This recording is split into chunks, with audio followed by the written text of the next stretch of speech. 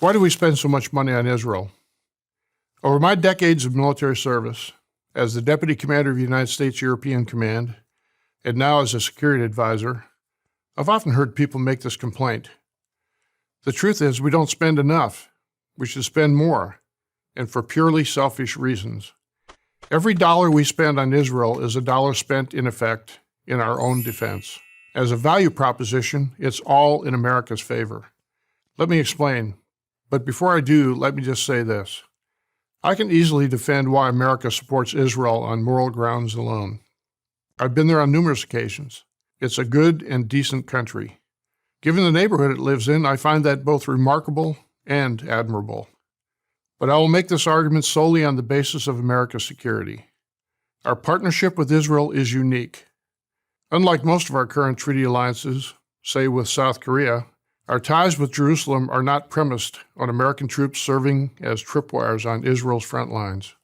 This is because Israel takes care of itself. America, for good reason, remains wary of any further military engagement in the Middle East. And this only strengthens the case for giving Israel the tools it needs to defend its borders. Here are 3 things we can do. Again, all in our own self-interest. First, the United States should front-load its financial commitment to Israel. We have agreed to provide Israel $38 billion in defense assistance over 10 years. That's a big number, but it's also a great deal for America.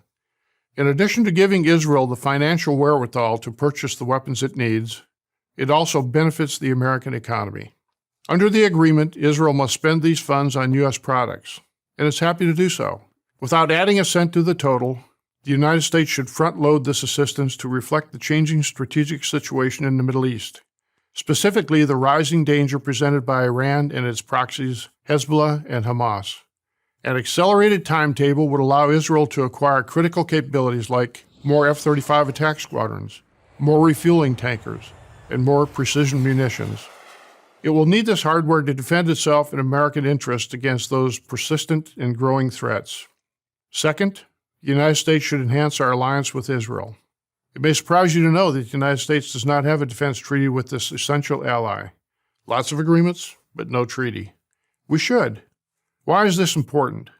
Because it will send a loud strategic signal to Israel's enemies that if you mess with Israel, you mess with us. Israel is not going to ask us for troops, but we should be giving them anything else they need: intelligence, weapons technology, and other vital information. And we know this is a two-way street. Israel gives a lot in return. Which leads me to the third point. The United States and Israel should build on their already close collaboration in research and development. Israel is one of the most high-tech economies in the world. American investors understand this. More venture capital is spent per capita in Israel than in any other country. 9 out of the 10 largest companies have R&D facilities there. This is in a country of just 8 million people.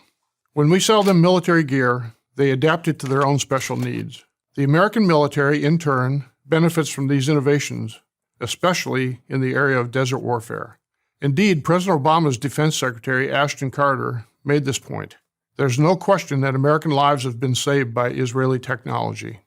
There are many cutting-edge projects we can work on together, such as directed energy weapons. This new form of cannon emits highly focused energy to neutralize targets. Such weapons will be needed to counter the spread of cheap, deadly, and plentiful mortars and drones from Iran and other bad actors. All this explains why I find it so infuriating to see Americans, especially young Americans, support anti-Israel groups like BDS, Boycott, Divest, Sanction, that want to weaken and destroy Israel.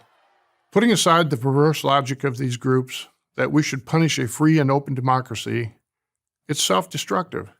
Israel is on the front line of terror. They, not us, are within missile range of Iran, Syria, Hezbollah, and Hamas. To the extent these enemies of freedom are held in check, they are held in check by Israel. And they ask from us not one U.S. soldier, only for military aid, which they spend on American defense products to help defend American interests. We should give them that aid without reservation. Sure, it costs us treasure, but it saves us blood, our blood. It's also the right thing to do. I'm General Chuck Wald, United States Air Force, for Prager University.